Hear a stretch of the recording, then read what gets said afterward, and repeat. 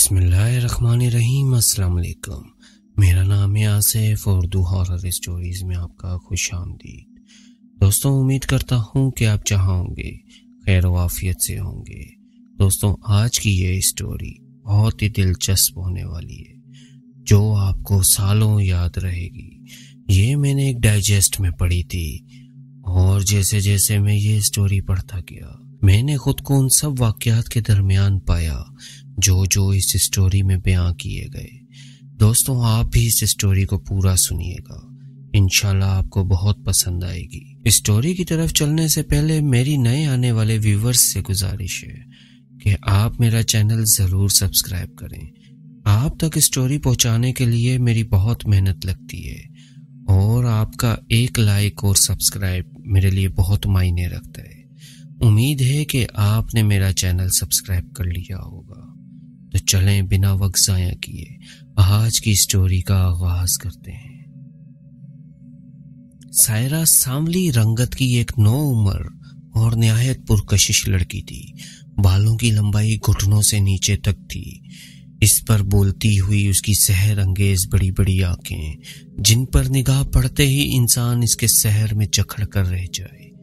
اس خوبصورت لڑکی کی ایک عادت تھی، وہ روزانہ شام کے وقت نہایا کرتی اور مغرب کے وقت چھت پر چلی جاتی۔ اسے اپنے بال کھلے رکھنے کا اس حد تک شوق تھا، اس نے کبھی بھی بال ہی نہیں باندھے تھے۔ ماں بہت کوشش کرتی کہ وہ بال باندھا کرے لیکن وہ ہمیشہ ہی ہنس کر لاڈ سے ٹال دیا کرتی۔ وقت ویسے بھی جلد گزر جاتا ہے لیکن حسین لڑکی ہو تو پھر وقت شاید زیادہ تیزی سے گزرتا ہے۔ سائرہ بھی بہت جلد اس عمر کی ہو گئی کہ اس کی شادی کی باتیں ہونے لگی۔ پھر ایک دن اس کی شادی طے ہو گئی۔ جب سے سائرہ کی شادی طے ہوئی تو اس کا نکھار دن بہ دن بڑھتا ہی جا رہا تھا اور آخر شادی کا دن آ ہی گیا۔ شادی کی گہما گہمی شروع ہو گئی، شادی بھی شروع ہو گئی لیکن سائرہ کی شام کو چھت پہ جانے کی روٹین وہی رہی۔ مائیوں کی رات اسے اپٹن لگا دیا گیا اور سارا دن اسے چھت پر جانے کا موقع نہ مل سکا، جس کی وجہ سے اس کی طبیعت میں بہت بے چینی تھی۔ اسے ایسا محسوس ہو رہا تھا جیسے کہیں دور سے کوئی دھیرے دھیرے اسے پکار رہا ہے۔ پکارنے والے کی آواز جیسے کسی گہرے کنویں سے آ رہی تھی جس میں کچھ ایسی تڑپ تھی کہ جس کو سن کر اس کی طبیعت اداس و بوجھل ہونے لگی۔ پھر وہ خود بخود ہی سیڑھیوں کی طرف چل پڑی۔ گھر چونکہ مہمانوں سے بھرا ہوا تھا اس لیے اس کی غیر حاضری کسی نے محسوس نہ کی۔ سردیوں کی تھتھڑتی ہوئی سرد ترین رات تھی۔ مہمانوں کے لیے بستر لگانے کا وقت آیا تو اس کی چھوٹی بہنیں چھت پر موجود اسٹور سے بستر نکالنے گئیں کہ یکایک ان کی چیخوں سے پورا گھر گونج اٹھا۔ سائرہ چھت پر بے ہوش پڑی تھی۔ شادی میں آئے ہوئے سبھی مہمان پریشان ہو گئے اور زیادہ پریشانی اس بات سے بھی بڑھ گئی کہ اس کے ہاتھ پاؤں مڑ گئے تھے۔ سائرہ کی ماں نے موقع کی نزاکت کو جانتے ہوئے آیت الکرسی کا ورد شروع کر دیا۔ آہستہ آہستہ سائرہ کو ہوش آنے لگا۔ اللہ پاک کے کلام کی برکت سے اس کی طبیعت جلد ہی سنبھل گئی اور کچھ ہی دیر میں وہ گہری نیند سو گئی۔ گھر میں اس صورتحال پر شدید خوف کا عالم تھا۔ سب کے چہروں پہ بے پناہ تشویش تھی مگر کسی کو کچھ سمجھ نہیں آ رہا تھا۔ ڈاکٹر نے چیک اپ کے بعد اسے مکمل صحت مند قرار دے دیا۔ شادی کے بعد رخصت ہو کے وہ ایک دوسرے شہر آ گئی جہاں اس کا گھر شہر سے کچھ دور ایک غیر آباد علاقے میں تھا جہاں بہت کم ہی گھر بنے ہوئے تھے، وہ بھی ایک دوسرے سے کافی فاصلے پر۔ یہ 2 منزلہ گھر دیکھنے میں بہت پرانا تھا۔ اس کی تعمیر میں گزرے ہوئے وقتوں کی عظمت کے نشانات چھپے ہوئے تھے۔ اس کا مرکزی داخلی دروازہ انسانی ہاتھ کی مہارت کا منہ بولتا ثبوت تھا۔ داخلی دروازے کے برابر میں سیڑھیاں، اس کے آگے بڑی سی بیٹھک جہاں سے چند قدم کے فاصلے پہ بڑا سا لان اور اس کے دوسری طرف رہائشی کمروں کی قطار۔ دوسری منزل بھی اسی ترتیب سے بنی ہوئی تھی۔ چھت پر سب سے الگ تھلگ ایک واش روم بھی تھا جو کسی کے استعمال میں نہ ہونے کی وجہ سے عرصہ دراز سے بند پڑا تھا۔ ان کے علاقے میں ٹوٹل ہی 4 گھر تھے اور سامنے ایک کھلا میدان और कोई 600 कदम दूर एक कब्रिस्तान, जिसमें मुश्किल से 12 से 15 ही कब्रें होंगी। इस कब्रिस्तान में एक 4 दीवारी भी थी, जिसके अंदर एक दूसरा कब्रिस्तान भी था जो गैर मजहबियों का था। इसके अलावा जो आबादी थी वो भी काफी मुख्तसर सी थी। खैर, सायरा का कमरा ऊपर वाली मंजिल पे था। घर की दाईं सिमत वाली दीवार के बाहर जो दरख्त था वो ऊपर आते हुए उनके कमरे की खिड़की के बिल्कुल सामने नजर आता था, और दरख्त इससे भी बुलंद था जो खिड़की से ऊपर जाते हुए उनकी छत तक पहुंच जाता था। शादी से पहले सायरा के साथ एक मसला था कि कभी कभी वो सोते हुए बड़बड़ा कर उठ बैठती और चीखें मारना शुरू कर देती। ये सिलसिला शादी के बाद भी जारी रहा, लेकिन ससुराल वालों ने भी इसके इस मसले को ज्यादा अहमियत ना दी कि अक्सर लोग सोते में डर जाते हैं। एक दफा ये मामला संजीदगी इख्तियार कर गया। जब इसी तरह वो चीखें मारती हुई जागी तो इसका शौहर भी चीख मार कर उठकर बैठ गया। सभी घर वाले भागते हुए उनके कमरे में आ गए। सायरा की तो समझ आ गई, लेकिन इसके शौहर ने क्यों चीख मारी इस बारे में सब फिक्रमंद थे। इसका शौहर अपनी कमर पर हाथ रखे बेड पे झुक कर बैठा था। इसके चेहरे पर तकलीफ के आसार थे। जब इसके घर वालों ने इसकी कमीज उठाकर इसकी कमर देखी तो इस पर बहुत बड़े साइज की उंगलियों के नीले रंग के निशानात थे। नीले रंग के इसलिए कि जब बहुत जोर से थप्पड़ मारा जाए तो इस जगह पे खून जम जाता है। किसी की समझ में कुछ नहीं आ रहा था। इस पुरअसरार वाक़े से तमाम लोग सहम गए थे। सायरा के शोहर का नाम सलीम था। सलीम बहुत फिक्रमंद था। सायरा की जो हालत थी वो तो अलग बात थी, लेकिन जब इसकी कमर पे थप्पड़ का निशान पड़ा तो वो कुछ शक में पड़ गया। वो हकीकत पसंद इंसान था। इसके जहन में 2 बातें थीं। एक ये कि वाकई किसी और मखलूक ने ऐसा किया है, और दूसरा ये कि सायरा ने सोते हुए नफ्सियाती दबाव की वजह से इसकी कमर पे थप्पड़ मार दिया। सलीम ने फैसला किया कि छुट्टियां खत्म होने वाली हैं, जिसके बाद उसे वापस दुबई चले जाना है, तो बेहतर रहेगा कि वो सायरा को लेकर हनीमून पर निकल जाए। इसने 2 मकामात का फैसला किया, पहले लाहौर, फिर वहां से मरी से सीधा वापस अपने घर। लाहौर में इनको अपने अजीजों के यहाँ ठहरना था और मरी में होटल में कयाम करना था। खैर, वो लाहौर पहुंच गए। लाहौर में वो बहुत सी जगहों पे घूमे। सायरा को सबसे ज्यादा शाही किला और बादशाही मस्जिद पसंद आए।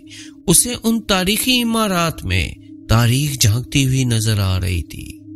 इसकी तारीखी इमारतों से दिलचस्पी को देखते हुए सलीम के रिश्तेदारों ने फैसला किया कि उनको 2 और तारीखी मकामात भी दिखा दिए जाएं, जिनमें एक शालामार बाग और दूसरा मकबरा जहांगीर था।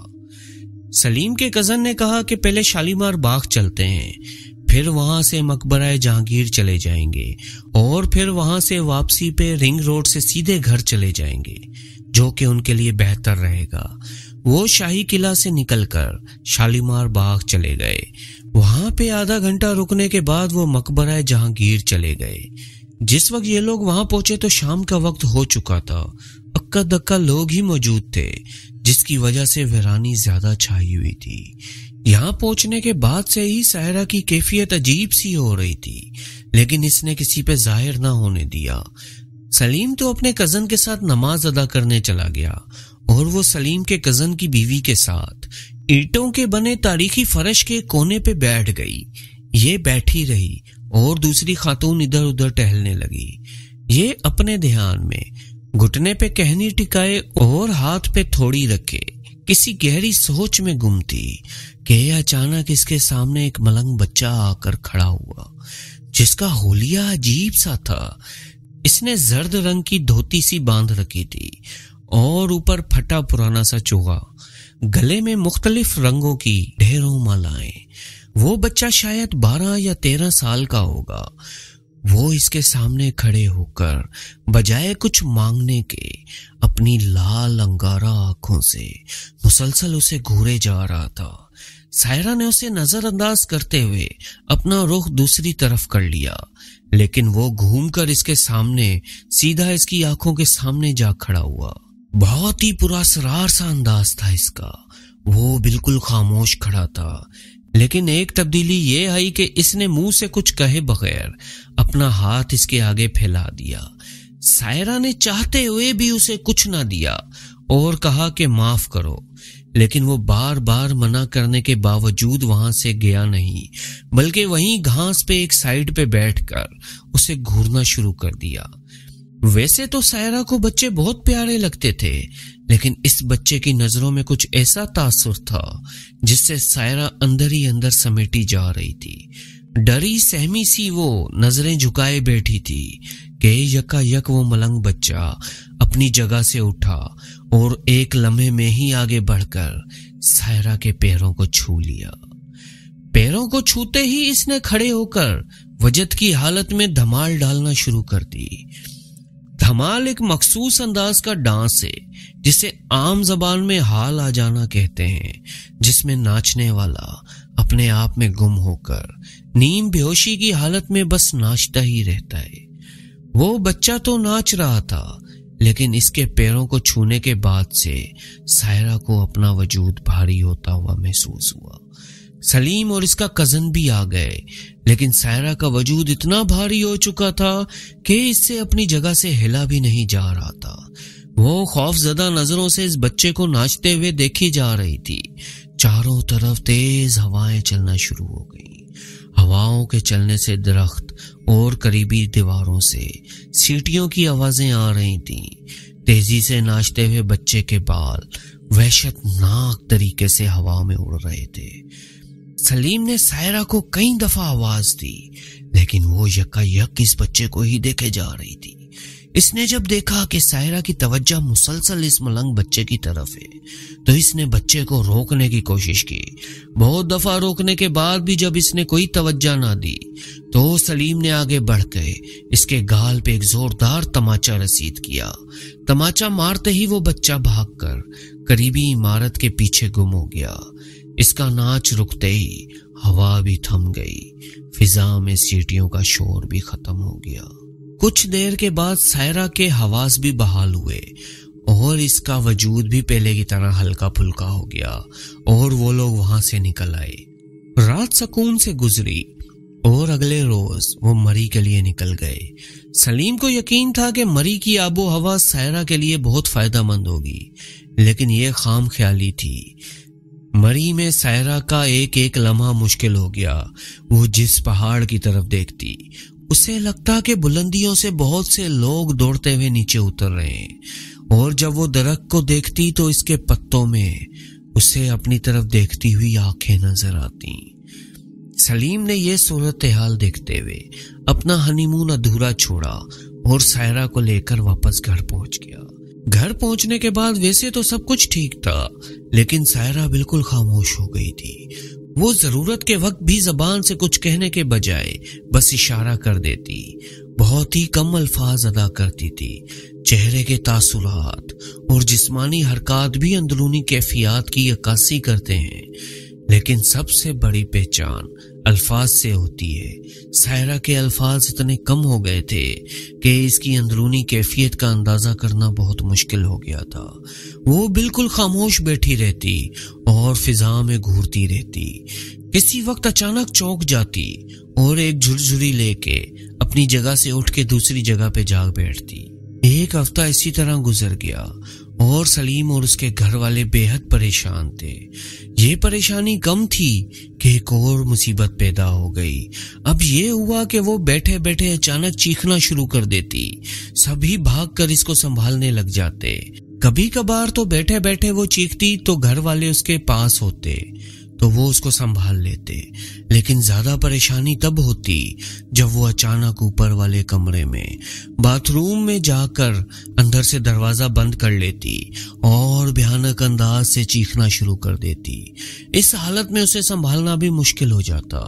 سارے گھر والے بھی مل کر اسے قابو نہیں کر سکتے تھے کہ اس میں اتنی طاقت آ جاتی تھی جیسے 10 آدمیوں کا زور ایک ہی انسان کے اندر آ جائے۔ وہ سب اسے سنبھالتے سنبھالتے نڈھال ہو جاتے اور وہ اچانک ہی خود بخود نارمل ہو جاتی۔ وہ خاموش تو تھی ہی، لیکن اب وہ سہمی ہوئی رہتی تھی۔ یہ سائرہ کی خوش قسمتی تھی کہ اس کے سسرال میں سبھی نہایت ہی اچھی اور نرم طبیعت کے تھے کہ انہوں نے اب تک کسی بھی قسم کی کوئی بھی ایسی بات نہیں کی تھی جیسی باتیں عام طور پہ سسرال میں کی جاتی ہیں۔ وہ سبھی اس کو اسی طرح سنبھالتے جیسے اپنی سگی بیٹی کو کوئی سنبھالتا ہے۔ اب سلیم کی چھٹیاں ختم ہو چکی تھیں۔ وہ نہ چاہتے ہوئے بھی اپنی نئی نویلی دلہن کو اس حال میں چھوڑ کر دبئی چلا گیا تاکہ اپنی بیوی کو بھی اپنے پاس جلد از جلد بلا سکے۔ سلیم کے جانے کے بعد سائرہ سے اس کی ساس نے پوچھا کہ وہ کیا چاہتی ہے، کیا وہ وہیں رہنا چاہتی ہے یا اپنی امی کے گھر جانا چاہتی ہے۔ جیسے وہ چاہے، وہ اسی میں خوش ہیں۔ سائرہ نے خواہش ظاہر کی کہ وہ امی کے گھر جانا چاہتی ہے اور بیچ بیچ میں واپس آ جایا کرے گی۔ میکے میں واپس آ کر اس کی حالت حیرت انگیز طور پہ سنبھل گئی۔ وہ نارمل ہو گئی۔ اس کو دیکھ کر پتہ ہی نہیں چلتا تھا کہ کچھ دن پہلے اس کی کیا حالت تھی۔ چند دن گزرے تو اس کی ساس اسے ملنے آئی تو وہ اکیلی ان کے پاس بیٹھ گئی اور کہنے لگی، امی جان، میری سمجھ میں نہیں آتا کہ میں جب سے گھر واپس آئی ہوں تو میں پہلے کی طرح ٹھیک ہوں۔ سمجھ میں نہیں آ رہا کہ وہاں میرے ساتھ کیا ہو رہا ہے۔ جب سے شادی شروع ہوئی ہے تب سے میرے ساتھ یہ عجیب و غریب معاملات ہو رہے ہیں۔ مجھے شرمندگی بھی ہے، لیکن میرا یقین کریں میری سمجھ سے بالکل باہر ہے کہ یہ سب کیا ہے۔ سائرہ کی ساس ایک نیک دل خاتون تھی۔ اس نے کہا کہ بیٹی، کوئی مسئلہ نہیں ہے، ہمیں تم سے کسی قسم کا گلہ نہیں، ہماری بیٹی کے ساتھ بھی ایسا ہو سکتا ہے، ہمیں تم سے کوئی شبہ نہیں ہے، تم بس خوش اور صحت مند رہو، ہمارے لیے وہی قابل قبول ہے۔ ایسے ہی کچھ وقت گزر گیا اور بہت جلد سلیم نے اسے دبئی بلا لیا۔ اب یہی لگتا تھا کہ سب ٹھیک ہو جائے گا۔ اس کے آنے کی وجہ سے سلیم نے چند دن کی چھٹی لے لی تھی۔ اس کی جاب تو دبئی میں تھی۔ دبئی میں رہائشیں بہت مہنگی ہیں، اس لیے اس نے اجمان میں ایک فلیٹ لے رکھا تھا۔ چھٹی جتنے دن کی تھی وہ اسے گھماتا پھراتا رہا۔ سائرہ بھی بہت خوش تھی۔ زندگی یکسر تبدیل ہو گئی تھی۔ چھٹی کے دن گزر گئے تو سلیم جاب پہ چلا گیا اور وہ فلیٹ پہ اکیلی رہ گئی۔ ابھی تک سلیم نے اسے سوائے ناشتے کے کچھ بھی نہیں بنانے دیا تھا۔ وہ کھانا باہر سے ہی کھاتے رہے تھے۔ امارات پہنچنے کے بعد یہ پہلا دن تھا جب وہ اکیلی تھی۔ ابھی تک سب کچھ ٹھیک چل رہا تھا، اس دن بھی سب ٹھیک تھا۔ سائرہ نے صفائی ستھرائی سے فارغ ہونے کے بعد کھانا بنانے کی تیاریاں شروع کر دیں۔ آج پہلی دفعہ تھی اس نے گھر پہ کھانا بنانا تھا۔ سلیم کو آلو گوشت اور ابلے ہوئے چاول بہت پسند تھے۔ آج یہی فیصلہ ہوا کہ پہلا کھانا آلو گوشت اور ابلے ہوئے چاول پکائے جائیں گے۔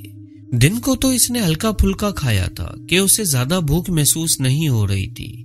اب اس کا ذہن یہی تھا کہ کھانا سلیم کے ساتھ ہی کھائے گی۔ سلیم نے جو گھر پہنچنے کا وقت بتایا تھا اس کے مطابق اس نے 2 گھنٹے پہلے کھانے کی تیاریاں شروع کر دی۔ پہلے بہت ہی محبت سے آلو گوشت بنائے۔ اس نے یہی فیصلہ کیا کہ سلیم کے آنے سے کچھ دیر پہلے چاول ابال لے گی۔ جب وقت تھوڑا رہ گیا تو اس نے چاول نکالے اور ان کو دھونے کے لیے اس نے اسٹیل کی پلیٹ کے گہرے پیندے والے برتن میں ڈال کر چاول دھونا شروع کر دیے۔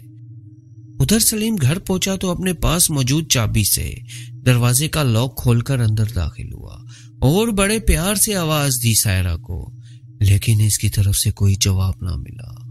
ان کا 2 بیڈ روم کا فلیٹ تھا اور ایک بڑا سا ہال اور اس کے ساتھ ایک راہداری تھی جہاں سے گزر کر ان 2 بیڈ رومز کا دروازہ اور کچن تھا۔ یہ سائرہ کو ڈھونڈتا ہوا کچن کے قریب پہنچا تو اس کو برتن دھونے والے سنک کے نل سے پانی بہنے کی آواز آ رہی تھی۔ وہ سائرہ کو پکارتا ہوا کچن کی طرف چلا گیا۔ اندر داخل ہوتے ہی اس نے پریشانی اور گھبراہٹ میں سائرہ کو تھام لیا۔ وہ کچن کی دیوار سے ٹیک لگائے کھڑی تھی اور ایک ہی کونے پہ ٹکٹکی باندھے دیکھے جا رہی تھی۔ سنک میں موجود اسٹیل کا برتن پڑا تھا اور پانی مسلسل بہہ رہا تھا اور برتن میں سے چاول ابل ابل کر بہتے جا رہے تھے۔ برتن میں تھوڑے سے چاول رہ گئے تھے جو پانی میں چکر لگا رہے تھے، باقی سارے بہہ کر ڈرین میں جا چکے تھے۔ سلیم نے سائرہ کو اپنے بازوؤں میں اٹھایا اور اندر لے جا کر بستر پر لٹا دیا۔ لیٹنے کے بعد بھی وہ گردن موڑے مسلسل ایک طرف دیکھے جا رہی تھی۔ اسے آوازیں دیں، پکڑ کر جھنجھوڑا، بہت کچھ کیا، لیکن وہ ٹس سے مس نہیں ہو رہی تھی۔ نہ جانے کب سے وہ اس کیفیت میں تھی، اور سلیم کے آنے کے 3 گھنٹے تک بھی وہ اسی حالت میں رہی۔ پھر خود ہی جیسے اس کو ہوش آ گیا، لیکن حیرت کی بات یہ تھی اسے کچھ یاد نہ تھا۔ اس کی طبیعت بحال ہوتے ہی سلیم کی بھوک چمک اٹھی۔ وہ نیچے جا کر عمارت کے پیچھے بنے ایرانیوں کے تندور سے روٹیاں لے آیا اور دونوں نے بیٹھ کر کھانا کھایا۔ 1 ہفتہ نارمل گزرا اور پھر ایک روز اسی طرح سب کچھ ریپیٹ ہوا۔ اب یہ روٹین بن گئی تھی۔ ہر 2-3 دن 4 دن کے بعد سائرہ یوں ہی ہوش و حواس کھو بیٹھتی اور ایک طرف ٹکٹکی باندھے دیکھتی رہتی۔ سلیم نے بہت پوچھا، لیکن سائرہ کو بس اتنا یاد تھا کہ اسے کچھ ہوش نہیں ہوتا سوائے اس کے کہ 2 آنکھیں مسلسل اسے گھورتی رہتی ہیں اور وہ ان آنکھوں کے سحر میں جکڑی جاتی ہے۔ اسے یہ بھی یاد ہے کہ وہ آنکھیں اس ملنگ بچے کی ہیں جو مقبرہ جہانگیر کے باہر اسے ملا تھا۔ یہ سلسلہ مسلسل بڑھ گیا تھا۔ اب رات کو اکثر یوں ہوتا کہ اچانک ان پر سے کمبل اچک لیا جاتا، کبھی کسی بلی کے رونے کی دردناک آوازیں فضا میں گونج اٹھتی، اور کبھی کسی کتے کے بھونکنے کی آواز۔ اجمان میں 5ویں منزل کے ایک فلیٹ میں ایسی آوازیں کسی ظاہری طریقے سے آنا ناممکن ہے، کیونکہ وہاں سڑکوں پہ نہ تو آوارہ کتے ہوتے ہیں، نہ ہی فلیٹ کی اس بلندی پر کوئی بلی آ سکتی ہے۔ اور عجیب بات یہ کہ یہ آوازیں سلیم کو بھی سنائی دیتی تھیں۔ ان کی روزمرہ کی زندگی بالکل ڈسٹرب ہو کے رہ گئی تھی۔ ایک دفعہ سائرہ کی طبیعت بہت خراب تھی تو سلیم اسے ہاسپٹل لے گیا۔ ڈاکٹروں نے پورا چیک اپ کرنے کے بعد حیرانی سے کہا کہ وہ جسمانی طور پہ بالکل ٹھیک ہے، اسے کسی قسم کا کوئی مسئلہ نہیں، تمام ٹیسٹ کلیئر آئے تھے۔ اسے کہا گیا کہ یہ ذہنی مسئلہ لگتا ہے تو بہتر ہے کسی اچھے ماہر نفسیات سے رابطہ کیا جائے۔ سلیم مایوسی کے عالم میں اسے لے کے ہاسپٹل سے باہر نکلا۔ وہ پارکنگ میں کھڑی گاڑی کی طرف جا رہے تھے کہ ان کے پاس ایک بڑی عمر کے بزرگ آ کھڑے ہوئے۔ انہوں نے سر پہ ایک بڑا سا رومال باندھ رکھا تھا۔ وہ پاس آ کے سلیم کو مخاطب کرتے ہوئے بولے، برخوردار، برا مت ماننا، لیکن مجھے لگ رہا ہے کہ تم اپنی بیوی کو ہاسپٹل لے کے گئے تھے کیونکہ یہ بیمار لگ رہی ہے۔ بس تم سے یہ کہنا چاہتا ہوں کہ تمہاری بیوی بیمار نہیں ہے، اس کا علاج ہسپتالوں میں نہیں ہے۔ سلیم الجھے ہوئے لہجے میں بولا کہ حضرت آپ کو کیسے پتا چلا اور مجھے کیا کرنا چاہیے؟ خدا را کوئی حل ہے تو بتائیے۔ وہ بزرگ کہنے لگے کہ اس کا علاج یہاں نہیں بلکہ پاکستان میں ہے، اسے واپس پاکستان لے جاؤ۔ میں کسی خاص کام سے امارات آیا ہوں، اگلے ہفتے میری واپسی ہے۔ میں اپنا موبائل نمبر دے رہا ہوں، دیر مت کرنا، اس کی حالت اور خراب ہو جائے گی۔ جتنی جلدی ہو سکے تم اس کو پاکستان لے کر پہنچو اور مجھ سے رابطہ کرو۔ میں پورے پاکستان گھومتا رہتا ہوں، مجھے بس بتا دینا کہ کہاں آنا ہے، میں خود آ جاؤں گا۔ سلیم کے لیے کام سے چھٹی لینا مشکل تھا، لیکن اس نے کسی نہ کسی طرح چھٹی منظور کروا کر سائرہ کو لے کر پاکستان آ گیا۔ جب یہ لوگ گھر پہنچے تو سبھی کو صدمہ ہوا۔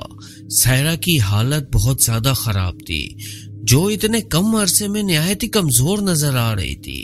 سلیم نے پہنچنے کے ساتھ ہی اس نمبر پہ رابطہ کیا جو بزرگ نے ان کو دیا تھا۔ دوسری تیسری بیل پہ ہی کال ریسیو کر لی گئی۔ اس نے اپنا تعارف کرواتے ہوئے بتایا کہ وہ پاکستان پہنچ چکے ہیں۔ بابا جی نے کہا کہ میں پہلی فرصت میں پہنچنے کی کوشش کرتا ہوں، بس چند سوالات کے جواب دے دو۔ سلیم بولتا ہے جی پوچھئے۔ تو بابا پوچھتے ہیں کہ تمہاری شادی کو طویل عرصہ ہو گیا ہے یا ابھی ہوئی ہے؟ سلیم بتاتا ہے جی چند ماہ ہوئے ہیں۔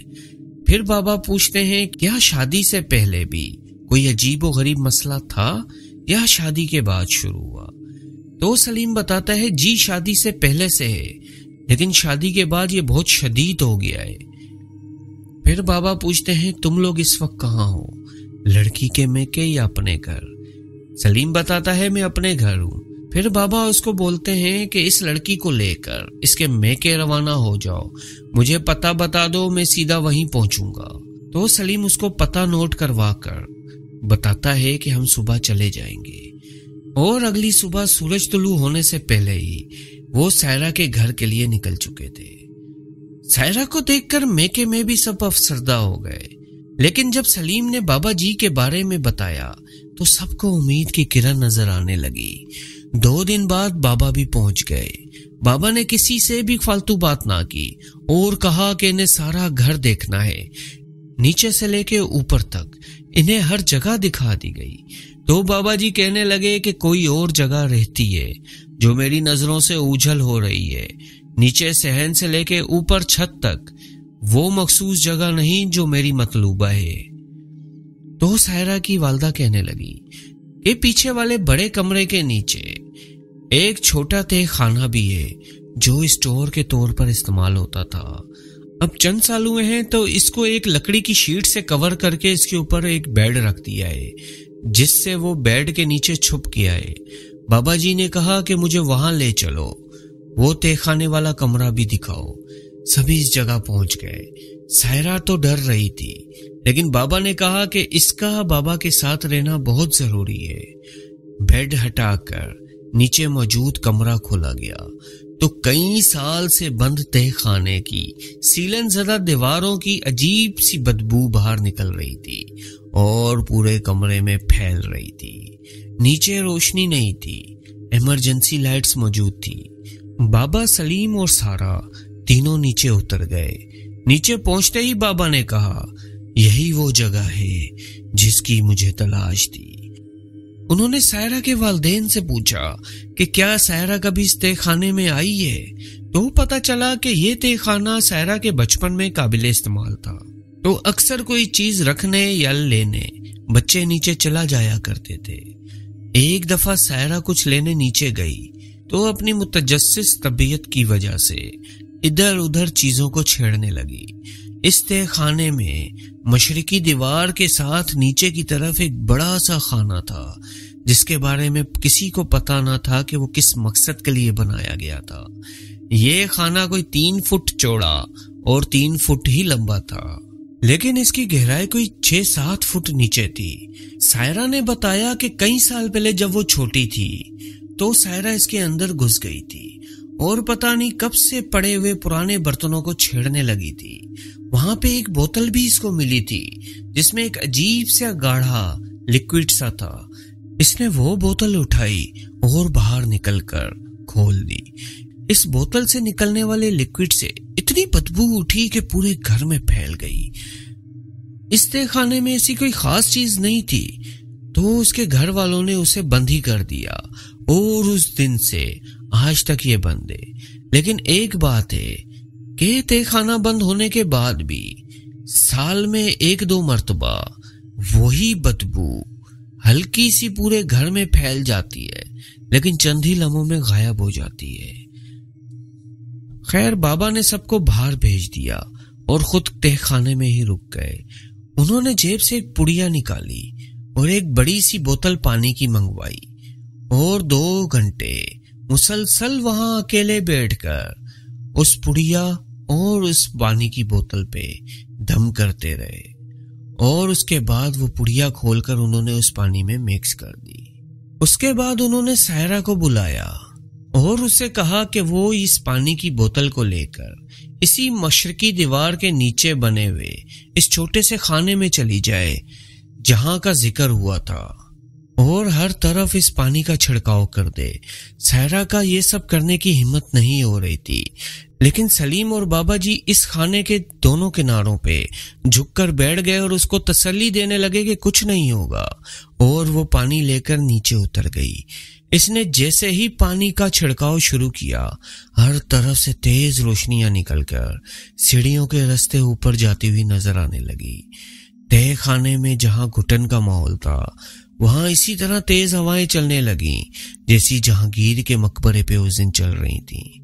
सायरा पानी छिड़कती हुई वहां से बाहर निकल आई اور چند لمحوں میں ہی فضا میں سیلن کی بدبو کے ساتھ ساتھ اس بابا کے چھڑکاؤ کیے ہوئے پانی کی خوشبو بھی ہر طرف پھیل گئی۔ بابا جی مسلسل سورہ رحمان کی تلاوت کرتے جا رہے تھے۔ پانی ختم ہوتے ہی روشنیاں نکلنا بند ہو گئیں۔ بابا جی کی تلاوت کی آواز گونج رہی تھی، لیکن اچانک ہی بابا جی کی آواز کے ساتھ ایک اور آواز آنا شروع ہو گئی۔ یہ کسی کے رونے کی آواز تھی۔ بابا نے ہلکے سے آواز دی کہ رو مت، باہر نکل آؤ۔ اچانک ہی سائرہ اور سلیم کا دل اچھل کر حلق میں آ گیا۔ اس خانے سے کوئی باہر نکل رہا تھا۔ وہ سر جھکائے گھٹنوں کے بل چلتا ہوا باہر نکل رہا تھا۔ رونے کی آواز اسی کی تھی۔ سائرہ آنکھیں پھاڑے اسے دیکھ رہی تھی۔ وہ باہر نکل کر کھڑا ہوا تو وہ دونوں میاں بیوی حیرت زدہ رہ گئے، کیونکہ یہ کوئی اور نہیں، وہی ملنگ بچہ تھا جو جہانگیر کے مقبرے پہ ان کو ملا تھا۔ وہ بس روئے جا رہا تھا۔ بابا جی نے اس بچے سے کہا کہ بس بیٹا، اب تیری کہانی ختم ہو گئی، اب اٹھ اور یہاں سے چلا جا اور اپنے خاندان کے ساتھ جا کر رہے۔ اس بچے نے کوئی جواب نہ دیا۔ وہ روتا ہوا مغربی دیوار کے پاس جا کر اس طرح اس کے آر پار ہو گیا جیسے وہ دھوئیں کی ہو، لیکن جاتے جاتے اس نے گردن موڑ کر سائرہ کی طرف نمناک آنکھوں سے دیکھا اور دیوار کے اس پر غائب ہو گیا۔ بابا جی ان کو لے کر باہر آ گئے۔ سائرہ اس سارے معاملے میں خوف زدہ ہونے کے باوجود یکدم تر و تازہ اور حوصلے میں نظر آ رہی تھی۔ بابا جی سے پوچھا گیا کہ آخر راز کیا ہے، وہ بتائیں کہ یہ سب کیا ہے اور یہ سب کیسے ہوا۔ بابا جی کہنے لگے کہ آپ کی بچی بہت خوش قسمت ہے کہ میری نظر اس پہ پڑ گئی۔ مجھے دبئی بھی کسی ایسے ہی مقصد کے لیے بلایا گیا تھا۔ اس بچی کو دیکھتے ہی میں سمجھ گیا کہ اس کے ساتھ ایسے بھی مسائل چل رہے ہیں، لیکن اصل معاملہ مجھے تبھی پتا چلنا تھا جہاں پہ اس کے ساتھ یہ سب شروع ہوا تھا۔ میں جب پڑھائی کر رہا تھا تو یہ بچہ یہاں سے نکل کر باہر آ گیا۔ میں نے اس سے ساری تفصیل پوچھ لی۔ یہ اپنے خاندان کے ساتھ اسی جگہ رہتا تھا۔ ان کی عمریں ہماری طرح نہیں بڑھتی۔ یہ 200 سال تک بچپن سے لڑک پن تک کا سفر کرتے ہیں، اور یہ گھر کسی وقت میں پرانے قبرستان کا حصہ ہوا کرتی تھی، پھر یہاں پہ گھر بن گئے۔ یہ گھر بنا تو انہوں نے اس گھر کے تہ خانے میں اپنی رہائش اختیار کر لی۔ ان کو رہنے کے لیے بہت بڑی جگہوں کی ضرورت نہیں ہوتی۔ یہ سارا خاندان اسی خانے میں رہتا تھا۔ جب سائرہ یہاں پہ اندر گھس کر چیزوں کو چھیڑ رہی تھی تو یہ سب اس کو دیکھ رہے تھے۔ وہی وقت تھا جب یہ بچہ سائرہ پہ عاشق ہو گیا۔ یہ روزانہ چھت پہ جاتا جہاں سائرہ شام کو آ جاتی۔ یہ سامنے منڈیر پہ بیٹھا اسے دیکھتا رہتا۔ جب سائرہ نیچے آ جاتی تو یہ بھی اتر کر اس تہ خانے میں گھس جاتا۔ جب سائرہ کی شادی شروع ہوئی تو یہ پریشان ہو گیا کہ سائرہ تو دور چلی جائے گی اور کسی اور کی ہو جائے گی۔ اس سے یہ بات برداشت نہ ہوئی اور یہ سائرہ کو چھونا شروع ہو گیا۔ جنات کے چھونے سے انسان اپنے ہوش و حواس میں نہیں رہتے۔ جب سائرہ یہاں سے اپنے سسرال گئی تو یہ بھی یہاں سے سائرہ کے ساتھ ہی اس کے سسرال چلا گیا، اور سائرہ کے کمرے کی کھڑکی کے باہر جو بڑا سا درخت تھا اس پہ رہنے لگا۔ جب یہ لوگ ہنی مون پہ گئے تو یہ بھی ان کے ساتھ ہی رہا۔ مقبرہ جہانگیر میں اس کے قبیلے کے بہت سے جنات رہتے تھے۔ اپنوں میں پہنچ کر یہ مزید بے چین ہو گیا۔ جب سائرہ اکیلی بیٹھی تھی تو یہ مجسم ہو کے اس کے سامنے آ گیا، اور اس نے اپنے عشق کے ہاتھوں مجبور ہو کر سائرہ کے پاؤں چھو لیے، جس سے سائرہ کے تو ہوش و حواس گم ہو گئے، لیکن یہ جن اپنے اندر کی شدت سے بے حال ہو گیا۔ اور جب یہ بیرون ملک چلی گئی تو پھر اس کی برداشت کی نگاہ ختم ہو گئی۔ اس نے کسی بھی طرح اسے واپس لانا تھا، اور وہ کسی حد تک کامیاب بھی ہو گیا تھا اگر میں نہ آتا تو۔ اب میں نے اسے بہت کہا کہ چلا جائے، لیکن یہ نہیں مان رہا تھا۔ اس کو دور کرنے کے لیے ایک ہی صورت تھی کہ میں کلمات کی پڑھائی کر کے وہ پانی سائرہ کے ذریعے اس کے اصل ٹھکانے پہ چھڑکاؤ کروا دوں، اور ایسا کرنے سے وہ ڈور ٹوٹ گئی جو سائرہ کے ساتھ بندھی ہوئی تھی۔ اب یہ یہاں سے اپنے خاندان میں چلا گیا ہے اور کبھی واپس نہیں آئے گا۔ अब ये सायरा को कभी तंग नहीं कर सकता सिवाय एक तरीके के। सलीम जो इतनी देर से बाबा जी की बातें सुन रहा था, इसने चौंक कर पूछा कि वो क्या तरीका हो सकता है। बाबा जी ने कहा कि सिर्फ ख्वाब में आकर वो सायरा से मिल सकता है, इसके अलावा कोई सूरत नहीं। बाबा जी के इलाज के बाद अब सबकी जिंदगी में सुकून आ गया था। सायरा 2 हफ्तों में ही पहले की तरह सेहतमंद और प्यारी हो गई और दोनों मियाँ बीवी वापस अमारात आ गए। सायरा बिल्कुल मुतमिन हो चुकी थी और बहादुर भी। आज सलीम कंपनी के किसी काम से 2 दिन के लिए अबू धाबी गया। सायरा आज घर में बिल्कुल अकेली थी। वो बिल्कुल बेखौफ थी। रात को काफी देर तक टीवी लाउंज में टीवी देखती रही। अब नींद के गलबे से वो कमरे में आकर बेड पर लेट गई और इसके चेहरे पे सुकून और इत्मीनान की एक मुस्कुराहट थी। लेट कर बेड की साइड पे लगे बटन को दबाकर लाइट ऑफ की और आंखें बंद कर लेट गई। उसे बिल्कुल अंधेरा करके सोने की आदत थी और इसके जहन के पर्दे पर तमाम वाकयात फिल्म की तरह चल रहे थे। अचानक उसे थोड़ी सी बेचैनी महसूस हुई। इसने आंखें खोली तो कमरे में बिल्कुल अंधेरा था, लेकिन सामने वाली दीवार पर 2 बड़ी बड़ी आंखें इसकी तरफ टकटकी बांध कर देख रही थी। सायरा अचानक बड़बड़ाकर उठकर बैठ गई। फिर उसे एहसास हुआ कि मैं तो ख्वाब देख रही थी। अब इस वाक़े को कई साल गुजर चुके हैं, लेकिन जब भी कभी कभी वो मलंग सायरा के ख्वाब में आता है, उसे कोई नुकसान तो नहीं पहुंचा सकता और ना ही इस पर हावी हो सकता है। तो दोस्तों, कैसी लगी आज की स्टोरी कमेंट करके जरूर बताइएगा। वीडियो को लाइक कीजिएगा, चैनल को सब्सक्राइब कीजिएगा। फिर इंशाल्लाह मिलेंगे एक नई कहानी, एक नए किस्से या एक नए वाक़े के साथ। तब तक के लिए मुझे इजाजत दीजिए, बहुत सारी दुआओं के साथ। अल्लाह हाफिज।